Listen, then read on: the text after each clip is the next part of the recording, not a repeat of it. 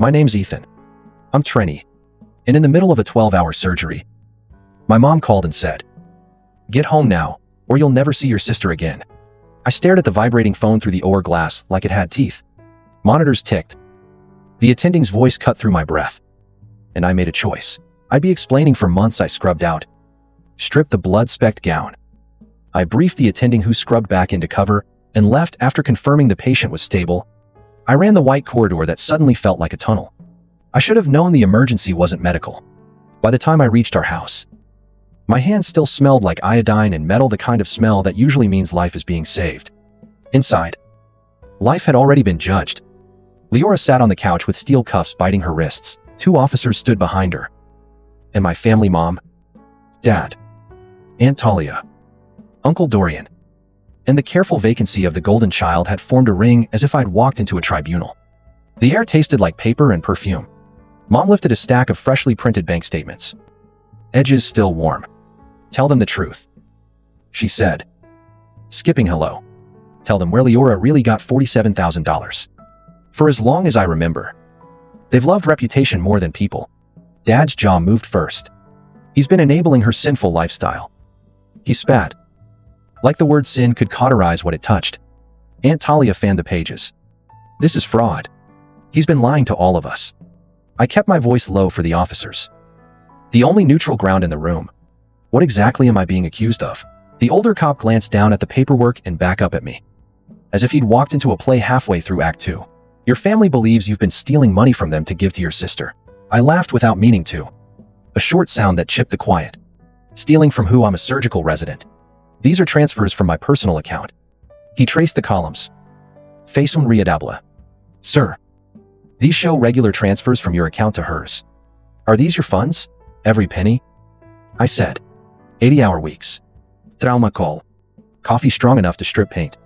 If I want to help my sister, I can. Mom flushed a familiar, dangerous red. "You lied to us for 2 years about where your money goes." "You're right," I said. And the room twitched as if I'd hurled something heavy. "I did. Because 2 years ago you disowned Leora for being gay and told everyone she was studying abroad, so you wouldn't have to say she was dead to you." Leora didn't move. The cuffs winked under the lamp. Her mouth set the way it does when she's arguing a point in her head. The golden child hovered at the doorway with an empty glass. "Maybe we should all calm down," they murmured. Eyes on the carpet. "Calm down," I said gently. "She's in cuffs."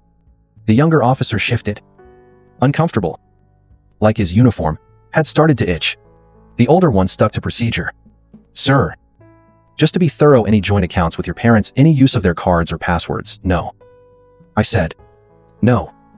And no." He nodded something in the room, sliding toward sense, and I watched denial stiffen around my family like a cast. Dad lifted the word that had always done his heavy lifting. "Enabling." He repeated. "Taste testing righteousness. You funded her rebellion against God. Evidence isn't just for court. It's the memory that doesn't blur when someone keeps moving the frame." I set a thin manila folder on the coffee table. Inside were copies of transfers. Rent receipts with Leora's name, printed neat. A bar prep invoice with a balance that used to keep me awake at 3 a.m. A little gold bird paperclip pinched the stack together. Its left wing bent from holding too much. For one breath, everyone stared not at me or at Leora, but at that ridiculous clip. As if the scandal were that something so small could keep a life from scattering. 2 Septembers ago, I said, not raising my voice. Leora texted me a photo of a backseat turned bedroom. 14 nights sleeping in a car because you changed the locks and called it protection. I wired $1,200 for a deposit on a room with a key she could keep. Mom blinked. Lashes neat.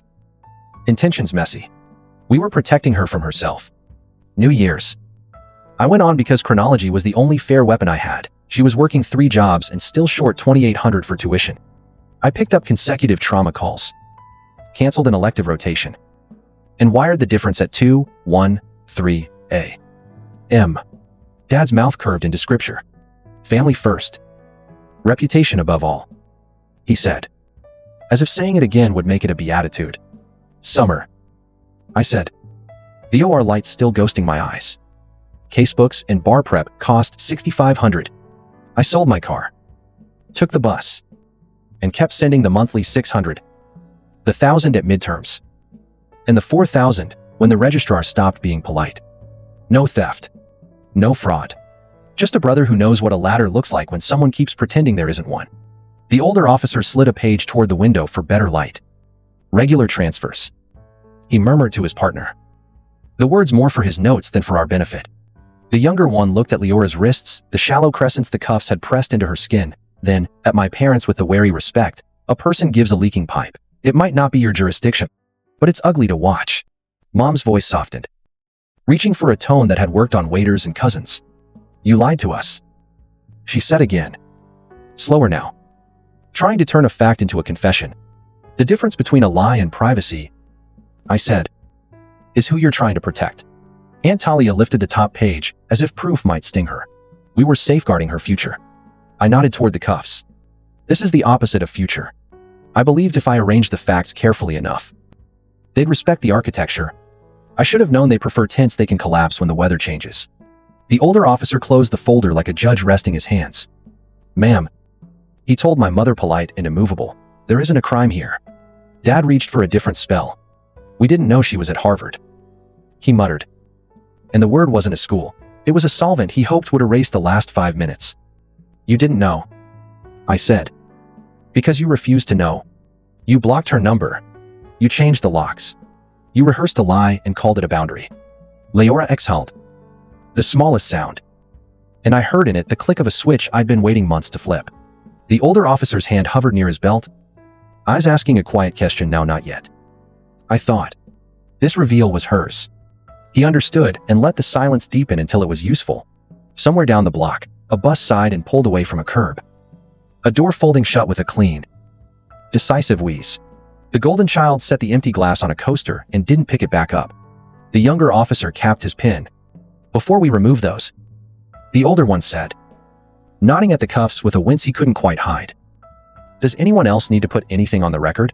Mom opened her mouth and closed it. Aunt Talia found a humming noise and stuck with it. Uncle Dorian sat down like a bridge yielding under its own history. Leora stood. The chain answered with a small, bright chime. She smoothed the lapel of her second-hand blazer perfect seams, earned shoulders, and looked at the room as if it were a witness she intended to treat fairly. What they didn't know was about to become the only thing anyone could hear. 2 Septembers ago is where the ledger really begins.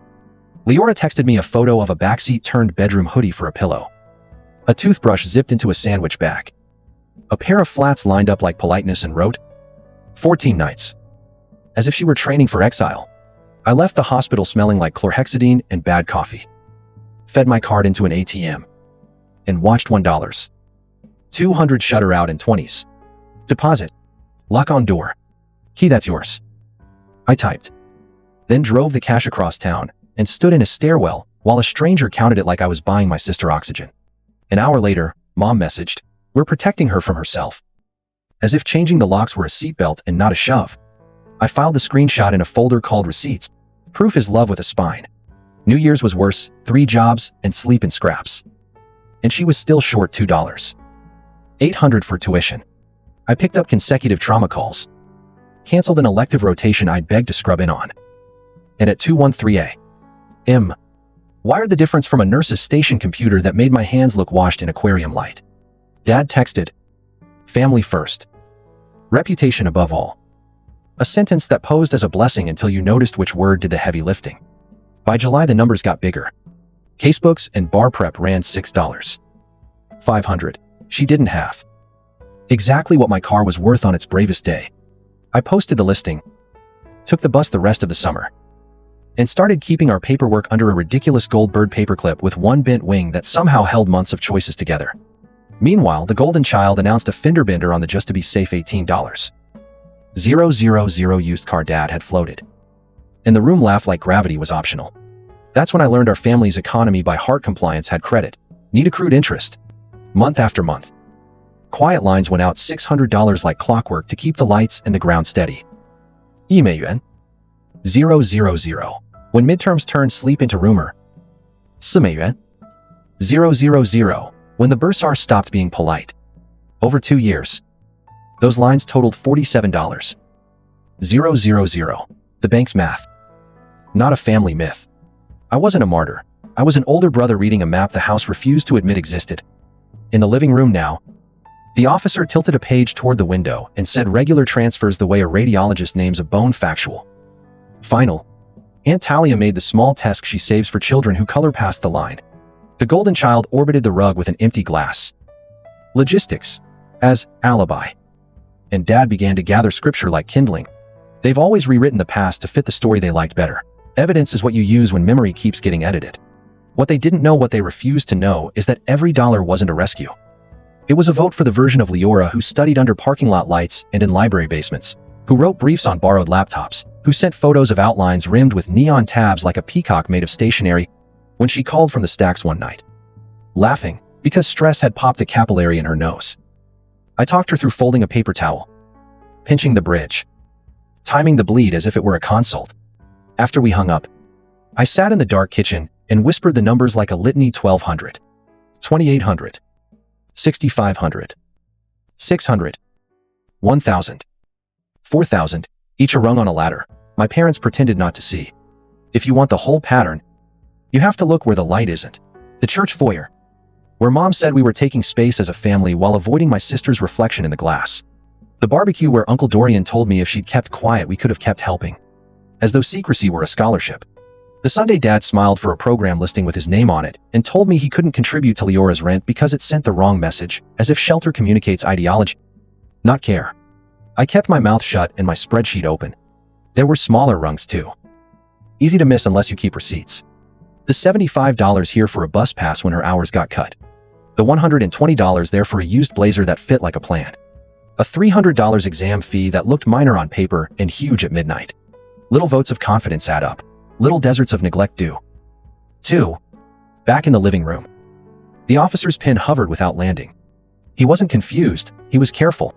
These transfers came from your personal account, he asked again for the record. Yes.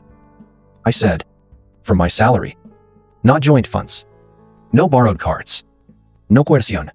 He nodded. And I could feel the room's tilt towards sense even as my parents tried to nail the floor back to the past. Dad's mouth shaped the word enabling like it was a doctrine. Mom's fingers worried the warm edge printouts, as if heat could soften ink into absolution.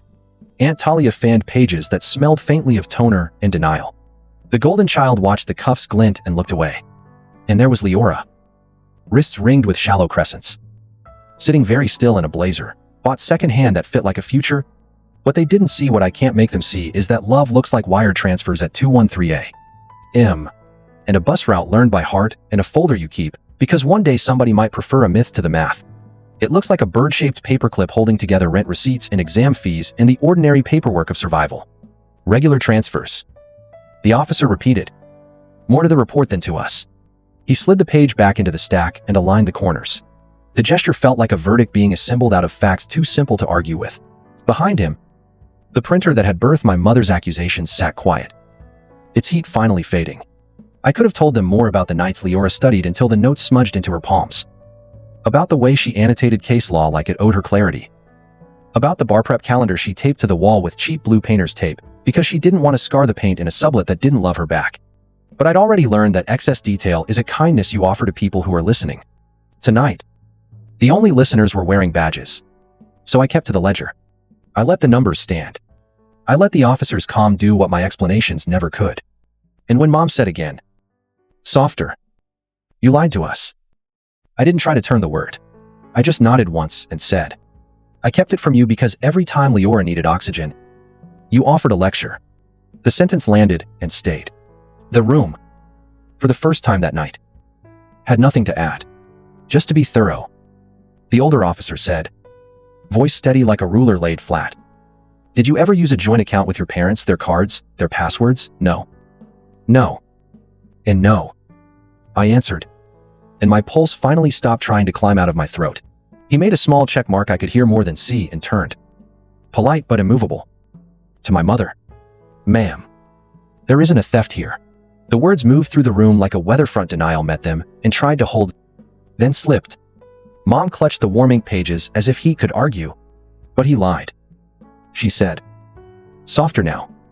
Auditioning for the wounded part. 2 years. The difference between a lie and privacy, I said, keeping my tone even for the two sane people present, is who you're trying to protect. Dad reached for the oldest tool in his kit. Enabling, he pronounced. as if repetition were doctrine. He funded rebellion against God. Aunt Talia's stagged like punctuation. The golden child hovered with an empty glass logistics as camouflage eyes fixed on a coaster as if staring at it could fix the scene. The younger officer flipped through my screenshots were protecting her from herself. Family first. Reputation above all. We didn't disown her. We set boundaries, his mouth flattening in the way. That means the math won't lie for anyone today. None of this supports a crime, he said quietly. And embarrassment crept into the edges of the room, belonging to the people who created it and splashing on everyone anyway. I slid the manila folder closer and let the little gold bird wink under the lamp. Its bent wing, the only theatrical thing I'd brought. You called this fraud?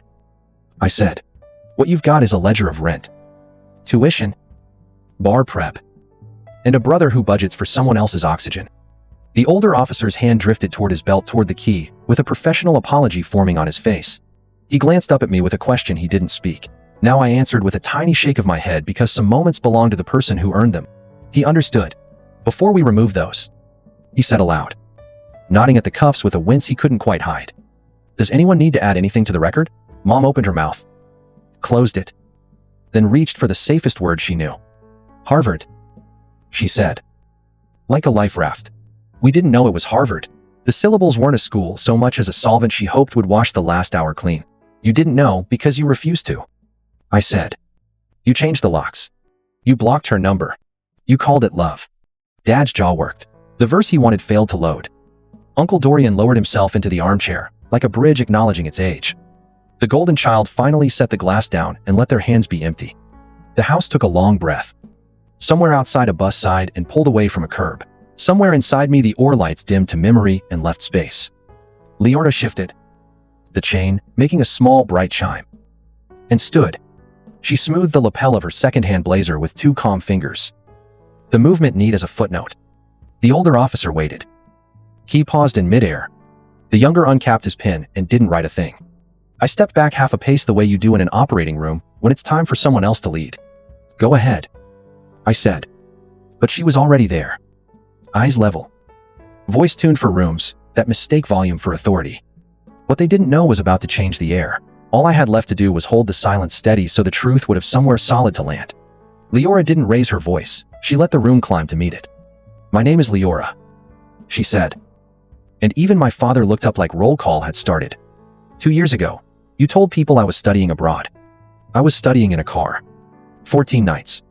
Then, in a room with a lock because my brother knew a key isn't a sin. You called it enabling.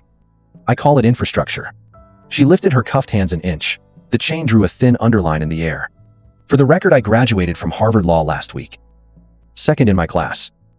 Editor on Law Review. I passed the bar exam yesterday. On Monday, I start at Winslow and Pierce in Boston. Base salary $215,000. The sentence landed like a gavel. Even the printer seemed to stop humming. Uncle Dorian blinked. Winslow and Pierce, the Ellsworth case. I drafted the skeleton of the brief that helped tip it. She said, no brag. Just notarizing. The older officer's mouth twitched toward a smile he didn't let out on duty. He turned to my parents. Translating, without condescension. So you called us because your son used his own earnings to support his sister through Harvard Law. Dad reached for the smallest cover he knew. We didn't know it was Harvard. To him, Harvard wasn't a school. It was a solvent he hoped would erase the previous hour. You didn't know because you refused to. Leora answered. Steady. You blocked my number. You changed the locks. You rehearsed a lie until you could call it a boundary. Mom's face flickered through 3 expressions and settled on sweet. Leora. Sweetheart. We never said you couldn't come home. You said exactly that. She replied. The key turned with a bright click. Like a page finally advancing. The cuffs came off and left shallow half-moons on her wrists. She rubbed them once and stood taller, as if her shoulders had been returned from evidence. The younger officer tucked the cuffs away and cleared his throat. There's no crime here, he said. Polite and final. Next time, try a conversation before a police report. The manila folder sat on the table, the gold bird paperclip winking under the lamp bent wing. Still holding. Dad tried to throw the rope labeled family across the gap. We're concerned, he said. We're family. Family doesn't call the police on love, I said. This time it wasn't a performance. It was inventory. The golden child, who'd been practicing neutrality with an empty glass, set it down, and left it. Aunt Talia shuffled the warm edge printouts as if heat could soften ink into absolution. Mom tried one last deferral. Sleep on this. No big decisions tonight. The big decision was yours. Leora said. You made it 2 years ago and again tonight. The older officer, halfway to the doorway. I gave my parents a small professional kindness, a pause long enough to choose a better ending. They didn't take it. The room held still, while the facts settled where they belonged on paper, in memory. In the red crescents fading from Leora's skin, and then the evening exhaled. Outside. Abu Sayyid. Inside. The narrative finally ran out of places to hide. On the porch, the night felt newly oxygenated. Crickets, sawing at the edges like someone testing a bow. Dad followed us out. Hands lifted as if he could shepherd air. Don't do this, he said. Voice pitched for the neighbors. Not for us. We said things we didn't mean. Behind him, the door eased almost shut and a picture frame somewhere in the hallway settled with a faint crack.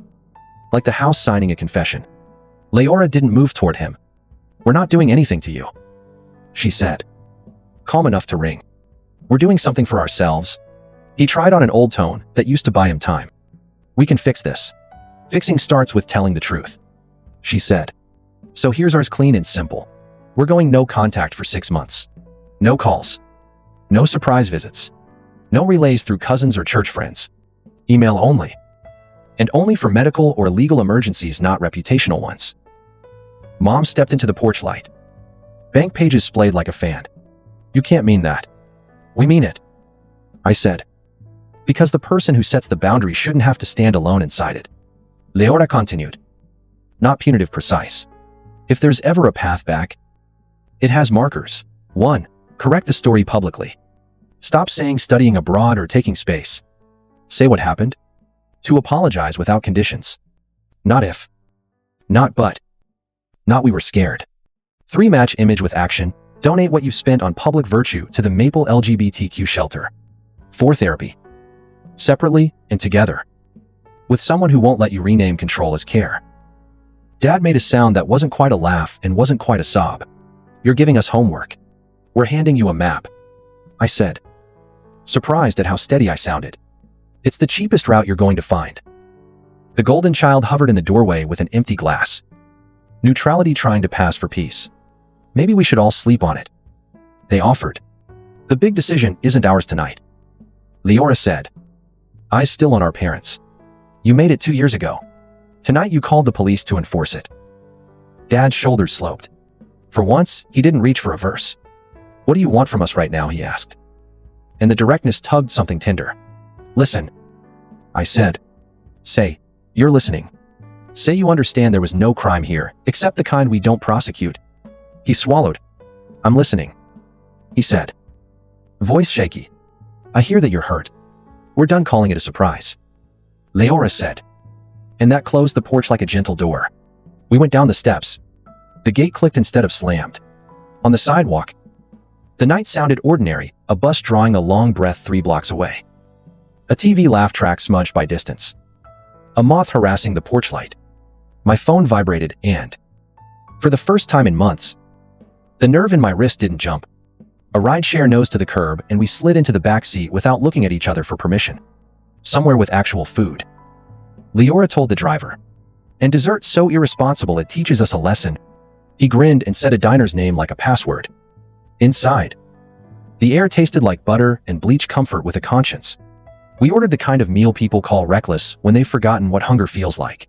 Halfway through the fries, Leora opened her laptop and angled the screen between the salt and the ketchup. Let's write it down now, she said, while the air's still clear. Some part of me had scooped the folder off the coffee table on the way out, muscle memory for evidence. The gold bird paperclip blinked under fluorescent light. Bent wing stubborn as ever.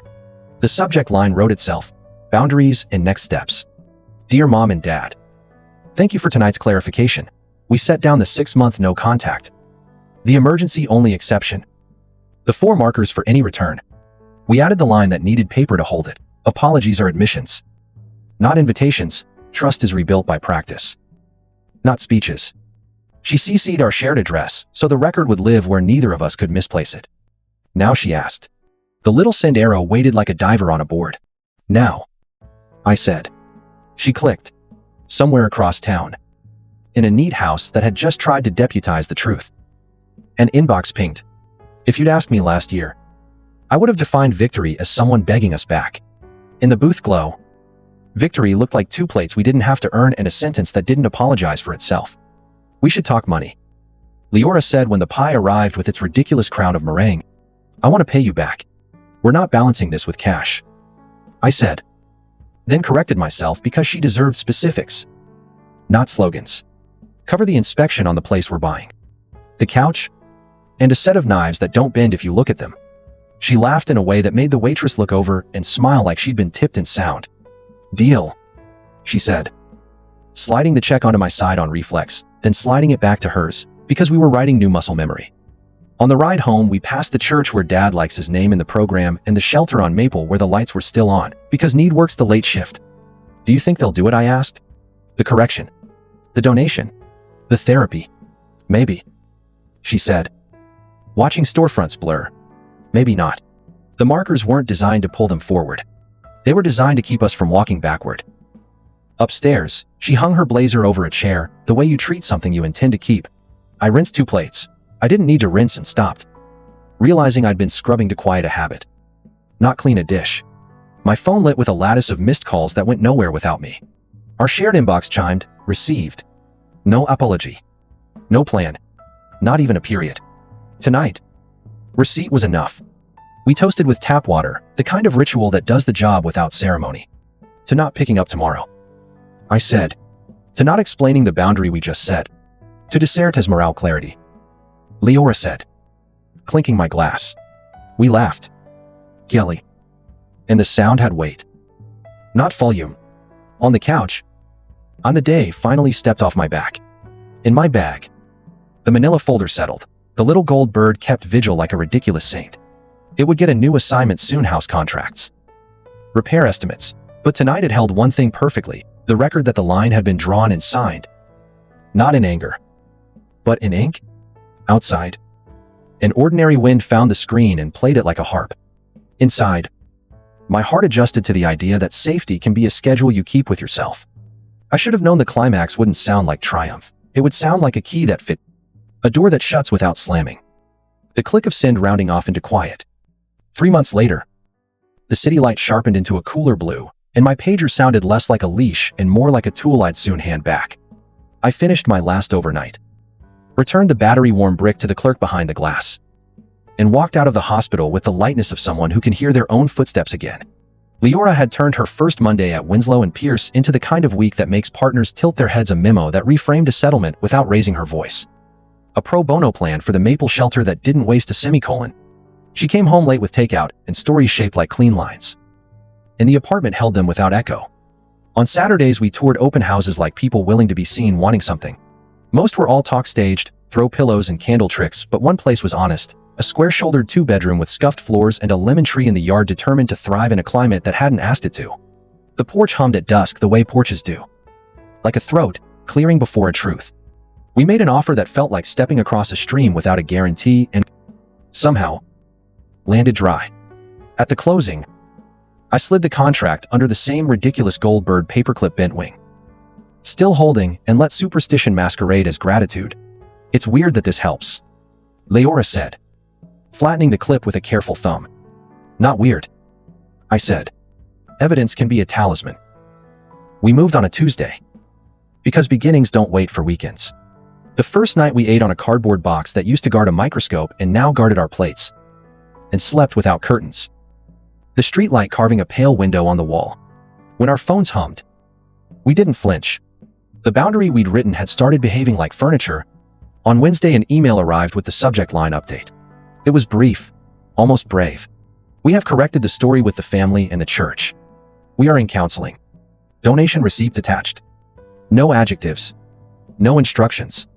Just a PDF to the Maple LGBTQ shelter and a list of therapy hours.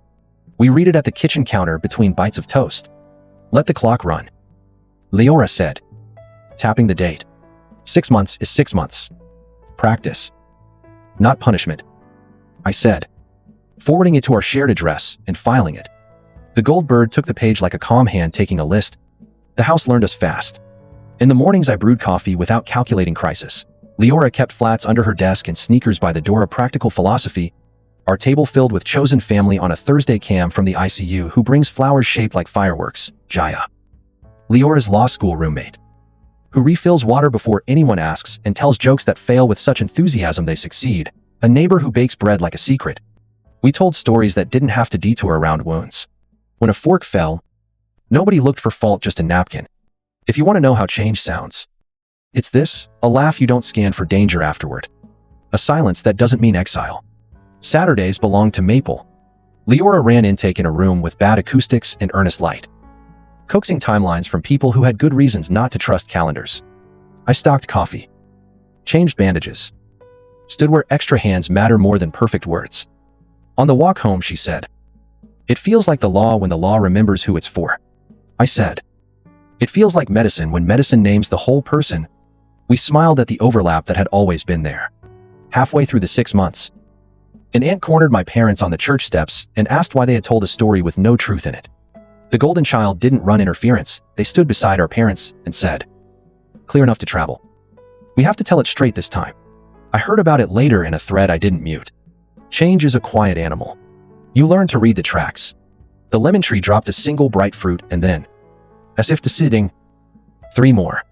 I replaced a warped board on the porch and found a marble tucked under the stair green with a blue ripple. A leftover from a life we didn't live.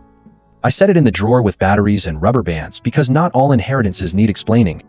We hung the spidered family photo in the hallway. We don't use much and labeled it in our heads artifact. Not a shrine. Not a threat. Just proof that glossy paper can't guarantee behavior. When the calendar clicked to 6 months, another email arrived. "We are ready when you are. Here are the hours we're in therapy." No pressure. It read like a sentence that respects the reader. We chose a Saturday and a park with benches you can leave easily. They arrived without props. Practiced. Not rehearsed. You can tell rehearsed is armor. Practiced is a tool. Mom went first. "We told the truth," she said, and left it plain. Dad didn't fish for a verse to decorate the admission. "We have a lot to learn," he said, and let the period do its job.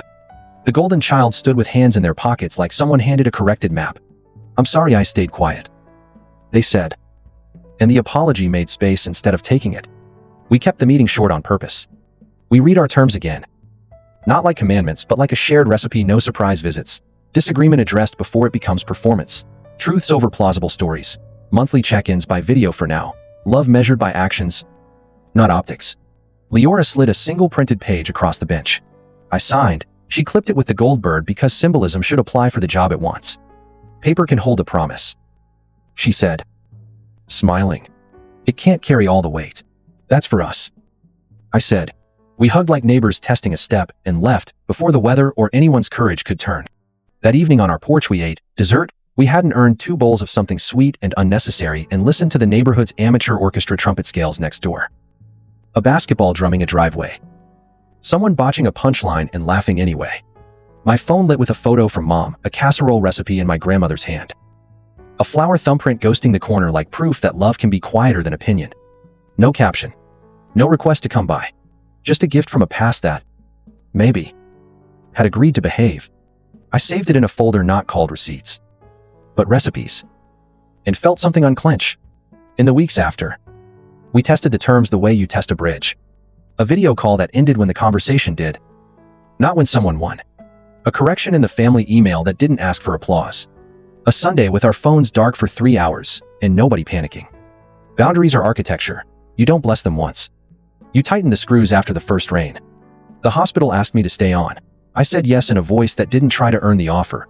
Leora won a motion that didn't make the news but changed a life. She texted me a photo of a courthouse bench with the caption, "Good day."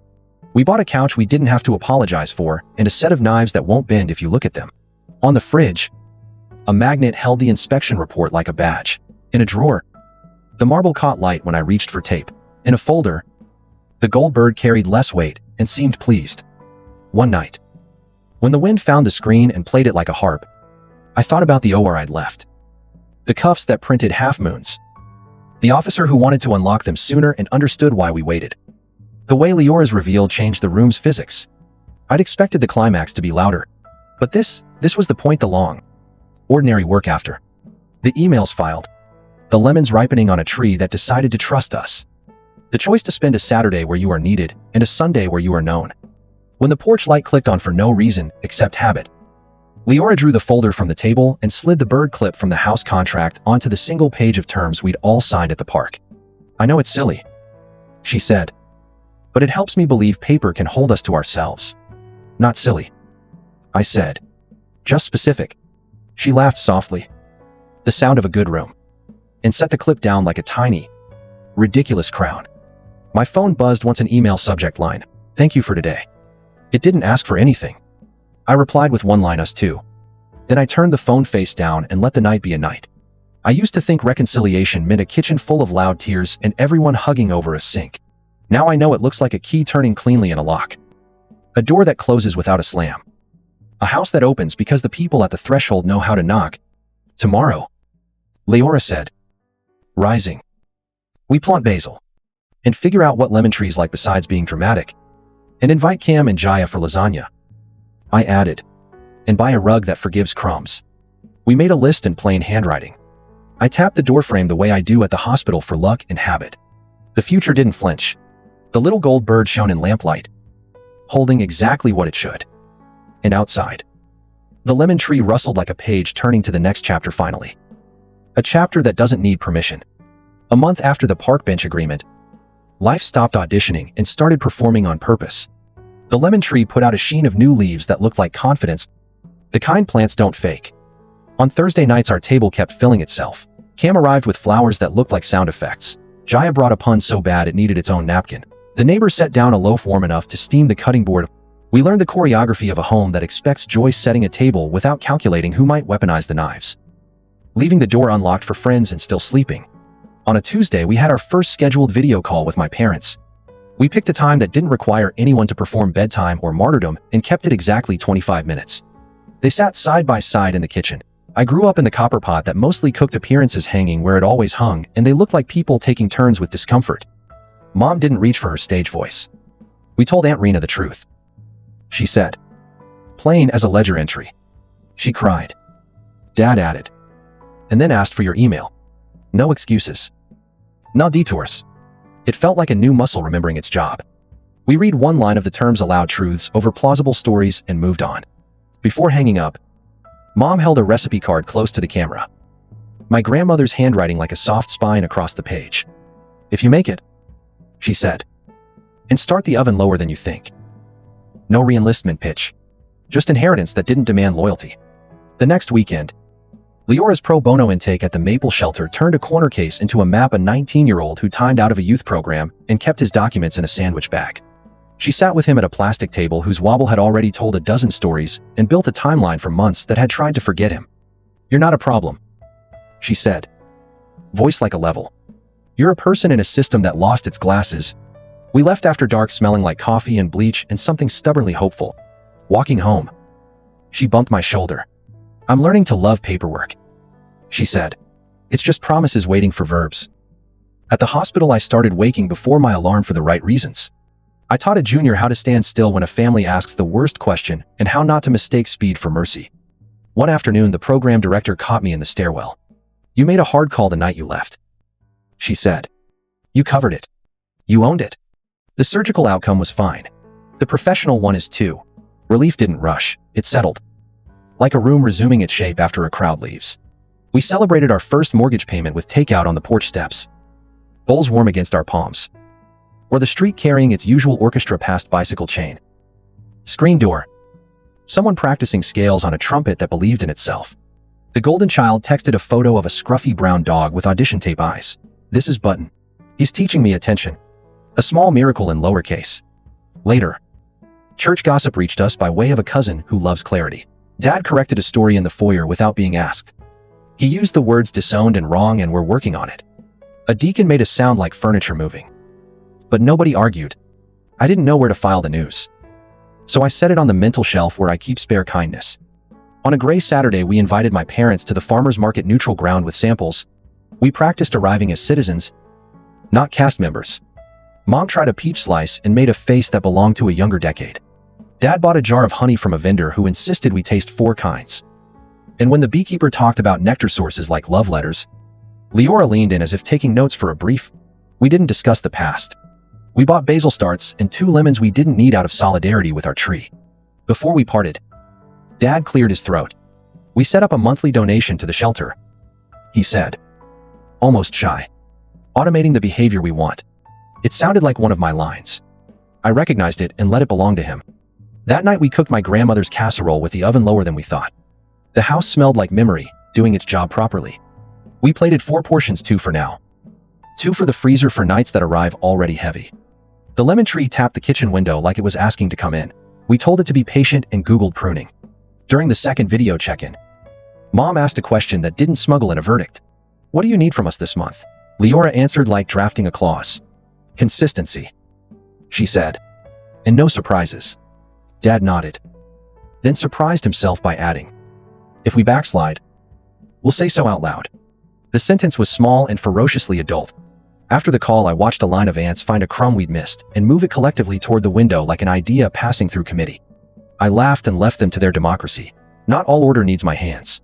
For the first time since the living room tribunal, Leora and I argued about paint. It was wonderful. 12 minutes. The words, undertone, and light temperature deployed. Ending with a compromise, neither of us pretended to lose. We bought a color called Maritime Fog that looked like apology done right and painted one wall while an old playlist learned how to be ours again. Mid-roller. Leora said. I keep thinking about what the officer did waiting to unlock the cuffs until our voices were in the record. A small, correct delay. I said. Administration is mercy. Policy is care. She answered. And we smiled at how our languages braid, even in paint clothes. When 6 months tipped into ordinary life, we wrote ourselves a new line item, a weekend away that required nothing fancy. We drove 2 hours to a lake that had long ago agreed to be water and rented a cabin with a screen door that insisted on its opinions. We swam badly and declared it championship form. We read paperbacks we weren't embarrassed to abandon. The second night the power flickered out and we ate crackers by headlamp while the windows turned to mirrors. I used to think the story would end when the room understood us. I said. Leora tilted her head. Crumbs like confetti. It ended when we understood the room. She said. Then we built another. Back home. The lemon tree offered a fruit that felt like a dare. We zested it into everything for a week. Pasta. Salad. A cake that rose like good news and the scent still clung to our hands. Citrus aesthesis. I pulled the manila folder from the drawer and spread its contents across the table. The first transfers. Rent receipts. Bar prep invoice. The diner email. The park bench terms. The house contract. Therapy schedule. Donation receipts. The casserole photo. An updated church bulletin someone mailed without commentary. The little gold bird kept watch at the corner. Wing still bent. Still ridiculous. Still right. I slid a fresh page under the clip and wrote a title I never expected to file maintenance plan. It had 5 lines: keep calls short when short is kind, say the truth before fatigue writes fiction, volunteer when the world feels too large, invite friends who set the table without being asked, water the lemon tree twice a week more in heat. Leora read it and signed the bottom like we were closing on sanity. Paper can hold a promise, she said, almost laughing at herself. But only if we keep lifting with it. We will, I said. And for once, it wasn't hope, it was logistics. The doorbell rang. Cam and Jaya stood on the porch with basil, bread, and something in a foil pan that smelled like a story. Behind them, the evening had already arranged its soundtrack. We opened the door to it. We didn't apologize for anything. The house knew what to do. The future looked less like a cliff and more like a staircase riser. Tread. Riser. Tread built to a code we wrote. Inspected by a ridiculous little bird that would keep doing its quiet job until quiet was simply how we lived. The first cold snap arrived like a polite reminder: sweaters from the top shelf. The lemon tree sulking behind the glass until we tucked an old quilt around its pot. On a Sunday evening borrowed from a gentler calendar, we hosted the smallest housewarming we could invent: 4 chairs. Mismatched plates. On my grandmother's casserole with the flower thumbprint on the card. And a pitcher of water with lemon rounds like small suns. Cam set fireworks flowers in a jar. Jaya aligned the cutlery, like she was persuading it to behave. The golden child arrived late. Dog in tow. Cheeks wind pink in a way I hadn't seen since before anyone learned to weaponize holidays. He answers to button. They said embarrassed by the name. Proud anyway. Leora crouched. rubbed Button's ears. And he closed his eyes like prayer, had finally chosen a dog. We were between the second and third bite when the doorbell chimed a sound I hadn't decided to like yet. Mom and Dad stood on the porch with a brown paper bag from a bakery that knows how to butter a croissant without losing the flakes. They looked like they'd rehearsed standing and then remembered rehearsed isn't what we asked for. We brought bread. Mom said, declaring a neutral country. We can leave it and go. Leora glanced at me. The quick meeting of our minds checked the maintenance plan before the heart rushed in. Thank you, she said. We're mid-dinner. You can leave it on the counter and head out. Or stay for one slice and exactly 10 minutes.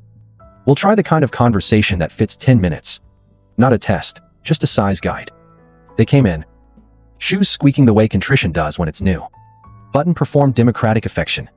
Dad kept his hands visible, a small theater of harmlessness that, for once, felt learned rather than staged. Mom set the bag beside the lemons and the recipe card. As if adding one more genealogy to a family willing to behave. It smells like my mother's kitchen, she said. And for once, it wasn't an accusation against the present. It was a postcard from the past. Agenda-free. For 10 minutes we talked about weather, the farmer's market honey, and which window Basil prefers. We didn't discuss doctrine or the architecture of shame. We didn't tug at old seams to see if the room would split. When the clock landed, Dad glanced at the gold bird paperclip on the counterbent wing. Calm, sentinel, and nodded like greeting a neighbor he was getting used to seeing. We brought a thing for your folder, he said, sliding out an envelope, a printed receipt for the shelter's recurring donation. The date circled in pencil, not to prove it to you, he added quickly, catching his bloodline mid-habit. To prove it to us. Thanks, I said, filing it on the spot because the ceremony helped. The bird took the page like a steady hand taking a list. They left at exactly 10 minutes. Button watched through the glass. Then remembered there were crumbs under the table. The night reset around the door's soft latch. None of us reached to interpret it. Leora set down her fork and said, okay. Where were we? Refusing to make the exercise the meal felt important. Midweek.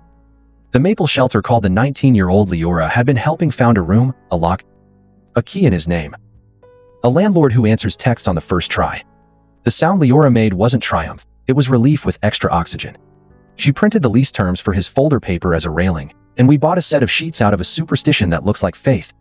On the way home we stopped at the park where we'd signed the family terms and sat on the same bench. The rust stain beneath the armrest had darkened into a small, useless map. A year from now, we'll forget the order of some of this. She said to nobody in particular. That's okay, I said. The order mattered when it mattered. Now it matters that we know our lines, even if we don't recite them. At the hospital, a first year watched me tie a knot and asked what makes it hold. Hands that don't panic, I said. And enough tail to adjust if you guessed wrong. She nodded like I'd handed her a scalpel. I almost told her families are sutures too, that you can't yank them tight and expect tissue not to protest. That the body owns the healing timeline, not the physician. Instead I said, practice, and offered her the thread. Her second try. The knot sat like it meant to stay. One cold morning, the lemon tree decided it was spring for 10 reckless minutes and put out 2 blossoms like rumors. We made tea and got irrationally quiet about it. There's arrogance here, I said. There's optimism, Leora said. Maybe they're siblings if you raise them right. At our next video call, Mom offered a confession without requesting instant absolution. We slipped, she said, small. Not childish. We told someone we were just worried about you. We corrected ourselves out loud. We'll do better. The camera drifted too close for a second, and we caught the bright stripe of the recipe card taped to the fridge. The golden child waved from behind a plant I suspect they adopted out of apology to all previous plants. Button barked once. Punctuation. We ended at 25 minutes. Like adults, leaving a good party before anyone gets weird. That weekend we booked a cheap hotel 2 towns over as a date with a bed that wasn't worrying about us. The room's art was a sailboat squarely at peace with existing llanas. We shared corridor laughter that shakes a year off your shoulders for free. We wandered a used bookstore, where philosophy hugged mysteries by accident, and bought a cookbook we'll never master, letting someone else's grandmother cook for us. Aspirationally, we ate spaghetti under a heat lamp pretending to be the sun and talked about nothing heavy until the conversation remembered how to jog. Back home, a marble I'd rescued from under the porch stair turned up in the junk drawer. Then migrated to the windowsill beside the lemon tree, to perform its job catchlight for a living room that had learned how to be boring in the best way. The church mailed a bulletin with a volunteer schedule. Our parents' names appeared under hospitality with 2 other couples. No underlines. No stars, just names in the font reserved for work that happens whether anyone's watching or not. I slid it into the folder. History travels lighter when flattened and filed. Sometimes I still dream the phone vibrating like a trapped insect. The choice? Cutting through me like a second incision. In the dream, I both leave and stay. Schrodinger's resident. Then the frame shifts our kitchen table. Lemon rind under my nail. The bird paperclip ridiculous and reliable. Leora laughing at a joke. Jaya hasn't finished. The future shaped like a staircase instead of a cliff. I wake not with remorse but with that pleasant ache you get after moving a piece of furniture that needed to move for years. I pass the precinct sometimes and think about the small, correct delay. The officer offered waiting to unlock the cuffs until Leora's voice lived on the record. Administration is mercy. Policy is care. Not a grand philosophy. Just the modest engineering that keeps bridges up. We use it everywhere now at the shelter. In the church foyer we don't avoid. In our inboxes. At the counter where the recipe card lives. On the first true warm day. We dragged the table to the porch and ate outside like a family that trusts its weather. Cam brought a choir of flowers. Jaya brought a loaf, and the worst pun of the season, the golden child brought Button and a bag of lemons from a tree that wasn't ours. Which felt like a benediction rather than theft. Mom texted bread on your step. No ding dong. Dad forwarded the shelter's monthly confirmation subject line. Unromantic and perfect, thank you for your gift. After the plates went in and the porch remembered it was wood. Leora slid the folder across the table and freed the clip. One more page, she said. It was titled Guest List, who we seat at this table and why. Names that make us brave, names we love at a distance. Space for names we don't know yet. We filled it as the light folded into evening and the lemon tree breathed its green. Improbable breath. When we finished, she set the gold bird back where it belonged. Its bent wing unbothered by the work. I used to think endings were fireworks. Turns out they're a porch. A list. And a citrus tree refusing the calendar. We sat until the night made its easy noises and the house held us like a sentence that had finally found the right tense. When we went inside, I tapped the doorframe for luck and habit. The future didn't flinch. It opened. The way good doors do. Because we learned how to knock and how to wait, and because we built a home where small things, paper clips, recipes, marbles, lemons are allowed to do their quiet, holy jobs. Story. 2 Amperes week before my wedding. My family told me that my sister was pregnant with my fiance's pregnancy, and they asked me to disappear from their lives. A few weeks ago, everything was perfect. After 2 years of engagement, my fiance and I were ready to take the next step. The wedding was a week away, the last details were ready, and I was excited. Although stressed like any bride, I can't lie, I always dreamed of this day. I am the older of 2 sisters, and my mom used to joke that I would be the first to get married because I was always the organized one, and that's how it seemed that would be my fiance. And I had been together for 5 years. He was always charming, attentive, and according to me, completely in love with me. My family also adored him, especially my younger sister Clara, who seemed to see him as an older brother. Clara and I always had a close relationship despite our differences. She is 3 years younger. And she was always the more outgoing and charismatic of the 2 of us. I, on the other hand, am calmer, more of a follower of the rules. I think that's why in part I never saw coming what was about to happen. It all started last weekend. When my mom asked me to stop by her house, it wasn't weird because they usually invite me to eat on Sundays. The strange thing was that this time my dad was also there, Clara and my fiance. I remember thinking maybe they wanted to give a special gift for the wedding.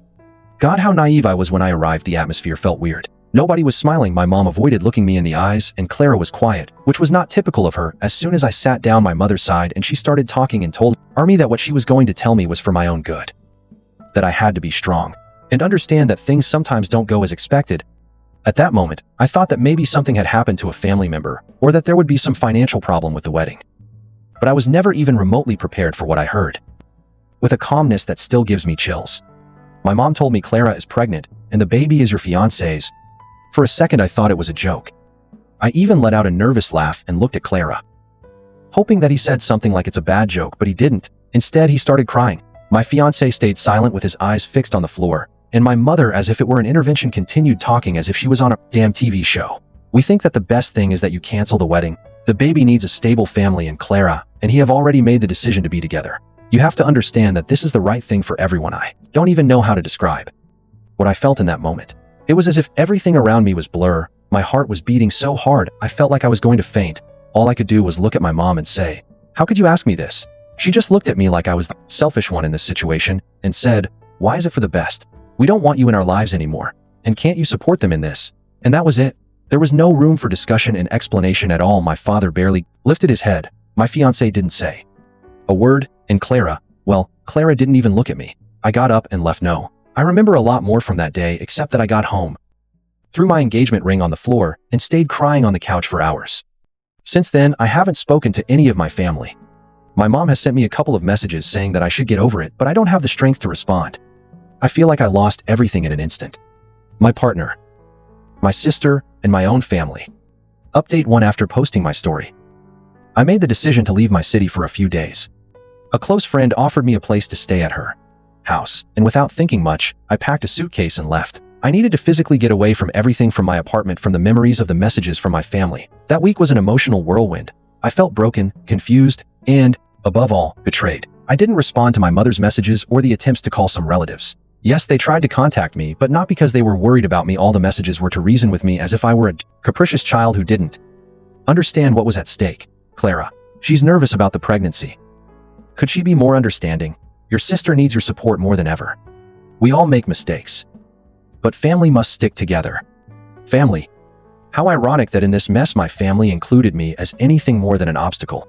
When I got back to my tent after that week, the first thing I noticed was someone had been there. At first, I thought it was paranoia. But my sister has a spare key. Or did she?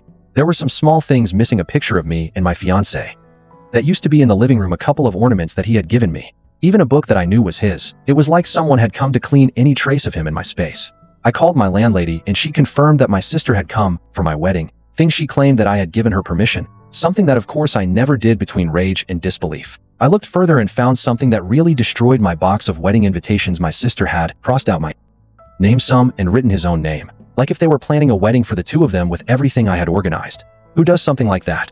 That was the moment I knew there was no going back. I could no longer be the person trying to understand them or justify. How could they treat me that way? The next day, I changed the locks on my apartment and removed any form of contact with them.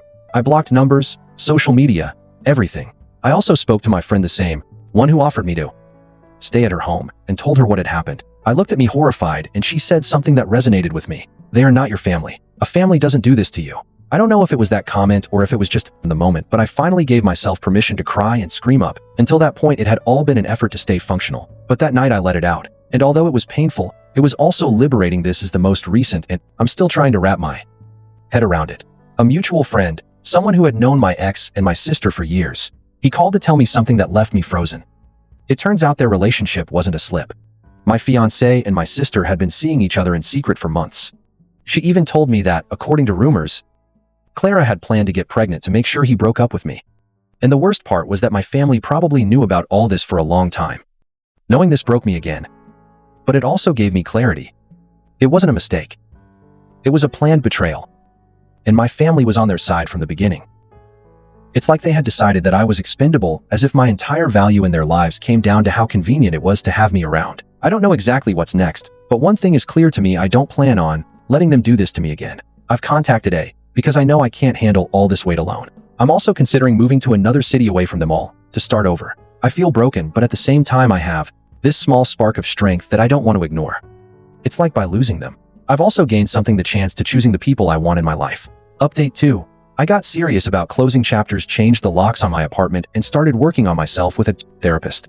It's still hard to talk about everything without getting a lump in my throat, but at least now I can deal with what happened without completely falling apart, one step at a time.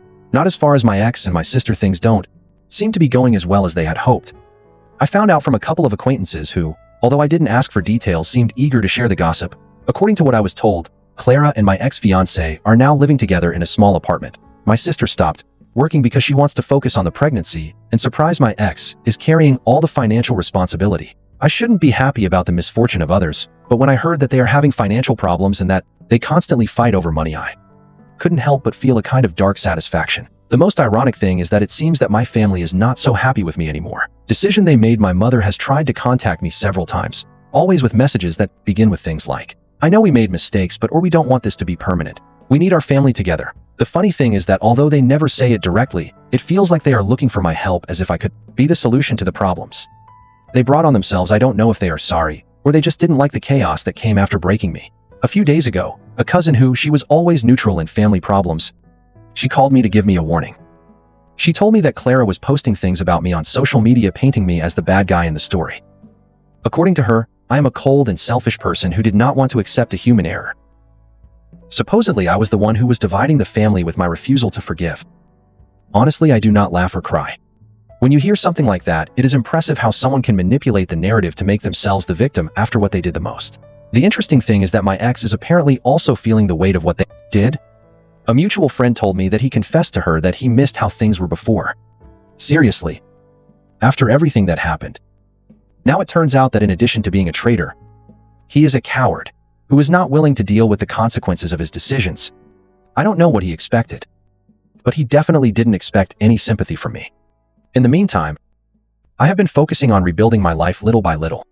A few days ago, I made a decision. Important. I'm going to move. I always wanted to live in another city, and now without commitments or ties, I have the freedom to do so. I have already started to look for a job in a new city, and although the idea of starting from scratch scares me a little, it also excites me. I know that the road to peace is still long, but for the first time in weeks I feel like I'm moving forward. I'm learning to let go of resentment. Although I admit that it's not always easy, there are still nights when I wake up thinking about everything that I lost. But I also remind myself that what I really lost was something that wasn't good for me, even though I didn't see it at the time. Update 3. It's been months since the last time I wrote here, and honestly, I had no intention of updating again, but something in me feels like this story deserves some closure. Not only for you guys who have supported me so much, but also for me. This will be the last time I talk about this. Since the last time I wrote, a lot of things have changed. As I mentioned, I decided to move, and I did. I'm writing this from my cozy little apartment. In a completely new city, the move was harder than I expected. Not so much physically, but emotionally, leaving everything behind. Even the good things was painful, but it was also necessary. It was the only way to get back something that felt like I had lost my identity. My sense of who I am without the weight of what my family and ex-fiancé did starting from scratch has been a strange experience. At first, I felt like an outsider in my own life, like I didn't know who I was or what I wanted to do, but over time the things started to fall into place. I got a new job that I love. I started making friends, and little by little I rebuilt my routine. I even started dating someone. Although it was very casual, without expectations or pressure. For the first time in a long time, I feel light. As if the weight of the past was no longer crushing me. As for my family and my ex-fiancé, things haven't been going so well for them. At least from what I've heard from third parties.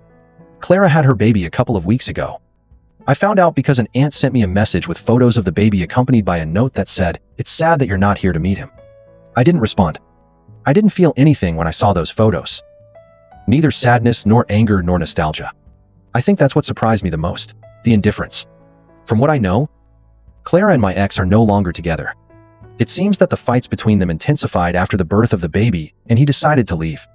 According to some acquaintances, he is living with a friend and trying to rebuild his life. Honestly, I don't care at all what he does. As for Clara, she is living with my parents, who now seem to be dealing with the consequences of everything they supported. This baby was supposed to be the start of something beautiful for them. But reality seems to have been very different. My mother tried to contact me again recently. This time, her message was different. Instead of the typical reproaches or attempts at manipulation, she wrote me something that almost seemed like an apology. She said that she had made a mistake and that she missed her daughter.